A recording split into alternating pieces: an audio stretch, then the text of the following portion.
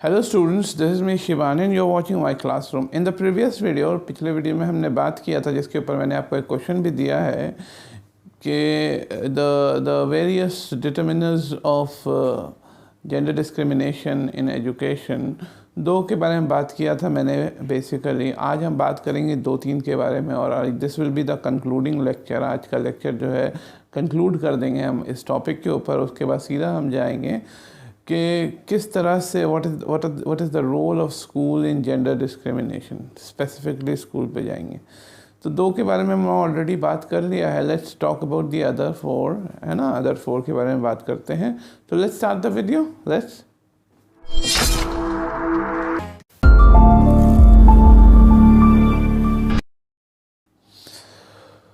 So before beginning with, जैसे कि मैंने पहले बताया था, पॉवर्टी जाहिर सी बात है हिंदुस्तान की एक बहुत बड़ी आबादी कह सकता हूँ, मेजॉरिटी आबादी जो है पॉवर्टी में ड्वेल कर रही है। दो तरह का मेजॉरिटनिज़म है यहाँ पे। एक मेजॉरिटनिज़म है जो पॉपुलिस्ट है पॉलिटिकल सिनेरियो में, और एक मेजॉरिटिज़म है जो पॉवर्टी वाला है।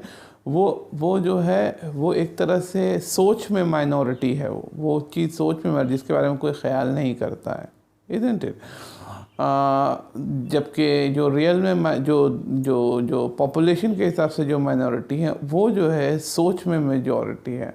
I don't know you are getting my point or not. I hope I cannot make it more clear than this. खैर बात इसके ऊपर नहीं करेंगे. Let's talk about the third one. The third important reason why there is a gender discrimination in the education scenario is the lack of infrastructure. You know, generally with the girls, you need to have school or college whatsoever within the premises, so within the range to which they can reach, है ना। School हो या college हो, वो बच्चे लड़की के अगर रेंज में है तो वो आराम से जा कर के वो कर सकता है। अब देखिए, आप लोग 100 स्टूडेंट हैं, आप लोग के में से कई सारे स्टूडेंट जिसको मैं जानता हूँ और कई सारे ऐसे भी जिसको मैं नहीं जानता हूँ, जो हमेशा से ये चाहते थे कि वो जमशेदपुर में हायर स्टडीज़ ना करें, बाहर जाए, क्योंकि जमशेदपुर से बाहर का हायर स्टडी ज़्यादा अच्छा है हर लेवल पे। और उसका एक लेवल है इंफ्रास्ट्रक्चरल लेवल पे बहुत अच्छा है। अच्छा, एजुकेशन में infrastructure is not only about the education that you get in the buildings and the boundaries, है ना। Educational infrastructure includes teacher also, it includes office bearer also, it includes head also. Everything that happens within the premises of the school is a kind of educational infrastructure. तो बहुत सारे student ऐसे थे जो जाना हमेशा से चाहते थे। कहाँ जाना हमेशा से चाहते थे कि भाई हमको बाहर जाना है, बाहर पढ़ना है, लेकिन वो नहीं जा पाए, लेकिन उनके भाई या और उनके छोटे भाई या बड़े भाई चले गए। तो एक क्वालिटी इंफ्रास्ट्रक्चरल एजुकेशनल इंस्टीट्यूट आपके घर के आसपास होना ज़रूरी है, जिसकी वजह से टीचर बच्चियां जो हैं, लड़कियां जो हैं, वो आराम से वहां जा कर के अपने एजुकेशन को कंप्लीट करें, और जिसमें किसी पेरेंट का भी कोई मामला ना हो कि भाई हम इतना दूर अपने बच्चों को नहीं भेज सकते हैं। आज भी ये टैबू है कि लोग बेंगलोर, दिल्ली, मुंबई, प्लेसेस लाइक हैदराबाद भेजने से कतराते हैं, राइट। नेक्स्ट जो इसके अंदर पॉइंट है जो बहुत इम्पॉर्टेंट है वो ये है कि जो फिज़िकल इंफ्रास्ट्रक्चर की अगर बात करें तो आज भी हमारे स्कूल्स बहुत ही ज़्यादा जर्जर हालत में हैं। आप बात कर लीजिए झारखंड के स्कूल्स की, आप लोग तो गए हैं, टीचिंग प्रैक्टिस आपने कर ली, आपने देखा होगा ये कितनी गंदी कंडीशन है स्कूल की। रूम्स कितने गंदे हैं, उसके प्रेमिसेस कितने गंदे हैं, वॉशरूम कितना ज़्यादा गंदा है, जिसकी वजह से बहुत लड़कियों को परेशानी होती है। और ये भी एक बहुत बड़ा रीज़न है जो सेल्फ रिस्ट्रेनिंग रीज़न, जिसमें हम कह सकते हैं कि सेल्फ रिस्ट्रेनिंग रीज़न है। कोई भी लड़की नहीं जाना चाहती है ऐसी जगह जहाँ पर इस तरह की गंदगी फैली रहे, राइट। उसके बाद ये एक बहुत बड़ा रीज़न है। तो इंफ्रास्ट्रक्चर लेवल पे, फिज़िकल इंफ्रास्ट्रक्चर लेवल पे भी हमें बहुत आगे जाने की ज़रूरत है। तो this was the third point. Now the fourth point is early marriage. Now Indian society में बिफोर 2006 एंड आफ्टर 2006 ज़्यादा कुछ चेंज तो नहीं आया। बस 2006 में एक एक लॉ बन करके आ गया जो प्रोहिबिट करता है कि early marriage should not be taken place, है ना, और उसके पीछे कुछ उन्होंने सज़ाएं वगैरह भी लगा दी। लेकिन इंडियन सोसाइटी को ये भी बहुत बड़ा मसला है कि ये जो अर्ली मैरिज सिस्टम जो है वो बड़ा परेशान किया है। गांव देहात में आपको पता ही है, हमारी सबसे बड़ी आबादी गांव देहात में रहती है। शहरों में भी जो है जो लोग आते हैं वो माइग्रेंट होते हैं ज़्यादातर गांव से। तो एक सोच बनी हुई है, जैसे मैंने आपको बताया था, एक प्रैक्टिस बना हुआ है कि जितना जल्दी लड़कियों की शादी कर दी जाए उतना जल्दी बेहतर है, उतना ही अच्छा है हमारे लिए। As a father, as a mother, as a family, it is better that you just see off your girl child as early as possible. Now again, this causes problem in their education, and this causes a disparity in the educational education of the girl child, है ना, कि बच्चियाँ क्या करें आगे जाकर के, वो पढ़ना चाहे भी तो उनकी शादी हो जाती है, और शादी के बाद देन अगेन कंसीविंग एंड फिर पूरी फैमिली, बहू हो गई हैं, छोटी बहू, बड़ी बहू, मंझली बहू। अब यू इन अ वे आप कह सकते हैं कि you are away from your education, you are away your the whole mindset, आपका जो पूरा दिमाग है वो पूरी तरह से बदल जाता है, पूरी तरह से उसमें जो है ना परिवर्तन आ जाता है। अब आप उसकी तरफ सोचते भी नहीं हो अनलेस एंड अनटिल आप बहुत ही ज़्यादा गोल ओरिएंटेड हो।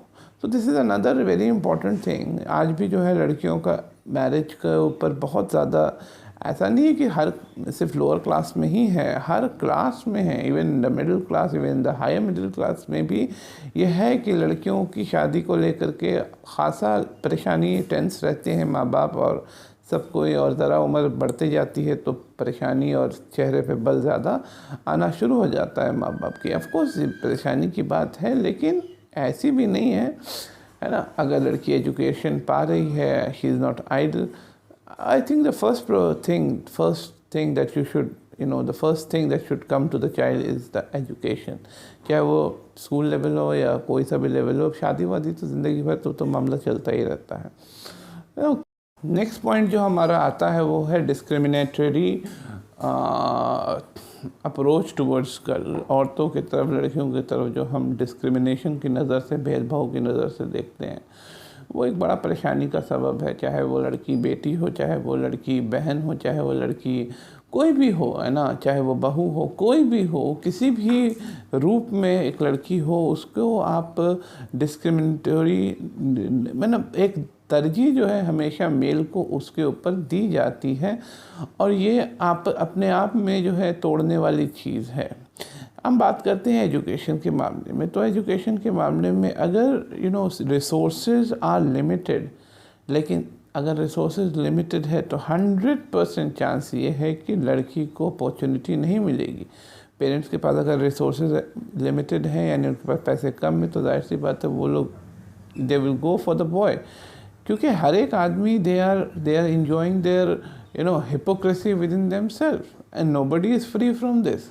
And why I'm talking about hypocrisy, मैं hypocrisy की इसलिए बात कर रहा हूँ क्योंकि मामला यहाँ पर ये है कि यार लड़के को इसलिए नहीं कर रहे हैं कि वो लड़का है, लड़के को इसलिए वो एजुकेट कर रहे हैं क्योंकि वो उनको सहारा देगा। ये एक धारणा है कि लड़का जो है उनके बुढ़ापे में उनके बुढ़ापे की लाठी बनेगा एंड फलाना ढिकाना बनेगा। तो ये सारी चीज़ों को एक टैबू है सोसाइटी में जो लेकर के चलते हैं। And again this again limits the educational opportunities for the girls. Next अगर हम बात करें तो illiterate or lack of education in the lack of education in the parents.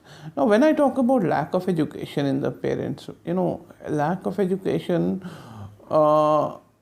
when एक बड़ा फेमस कोट है जो मैं हमेशा बोलता हूँ कि जब एक माँ पढ़ती है, जब एक लड़की पढ़ती है तो उसकी पूरा फैमिली पढ़ती है और अल्टीमेटली पूरा समाज पढ़ता है। इसलिए लड़की का पढ़ना बड़ा और बड़ा ही ज़रूरी है, right.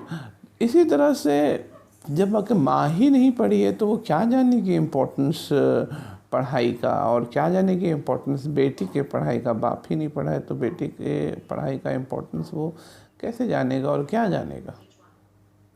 No, this is something again this is naturally injustice. Why I'm saying it is naturally injustice? मैं naturally injustice की बात इसलिए कर रहा हूँ क्योंकि जब आपको पता ही नहीं है कि अगले कमरे में बड़ी रोशनी है और वो रोशनी से आपकी ज़िंदगी को बहुत फ़ायदा हो सकता है, तो आप अगले कमरे में जाओगे क्यों? इसी तरह से वो माँ बाप जिसको पता ही नहीं है कि एजुकेशन का कितना फ़ायदा है, क्योंकि वो खुद एजुकेटेड नहीं है, तो वो एजुकेशन देंगे क्यों? What are their priorities? First thing is that they are poor and their priority is earning the living. है ना, उनको ये नहीं पता कि कल की सुबह जब होगी तो कल हमें खाना मिलेगा कि नहीं मिलेगा, कल हमको कुछ पीने को मिलेगा कि नहीं मिलेगा. So they are hand to mouth. So their priority is कि यार हमको 2 दिन का खाना सिक्योर हो जाए, that is enough. Now this is the place where education, where government should step in. और बहुत सारे स्कीम्स चल भी रही हैं, जैसे मिड डे मील वगैरह चलाया गया है ताकि लोग खाने पीने के बारे में ना सोचें, कम से कम खाने के लालच से ही जो है आप आएँ, स्कूल आएँ, है ना. There are many thing which happened which many schemes which has been run by the government. हम जब छोटे थे तो there was a scheme called चलो स्कूल चले हम. There was a very famous song. And of course there was another thing कि बढ़ेगा इंडिया, पढ़ेगा इंडिया तभी बढ़ेगा India. These were the things which made education, which gave education energy to roll in. तो कहना बस मेरा यही है कि प्रजातियां नहीं हैं हम. जैसे होता है ना कि एनिमल्स में प्रजातियां होती हैं, हम लोग इंसान हैं और इंसान में प्रजातियां नहीं होती हैं कि ये प्रजाति का है तो ये स्ट्रीट डॉग बनेगा, ये प्रजाति का है तो ये पेट डॉग बनेगा, ये प्रजाति का है तो ये लैप डॉग बनेगा, ये प्रजाति का है तो ये गार्ड बनेगा. व्हाटसोएवर. इंसान होता है, उसको इंसान की तरह ही ट्रीट करना चाहिए. And again once again I am saying that gender is just a social construct and it is never been a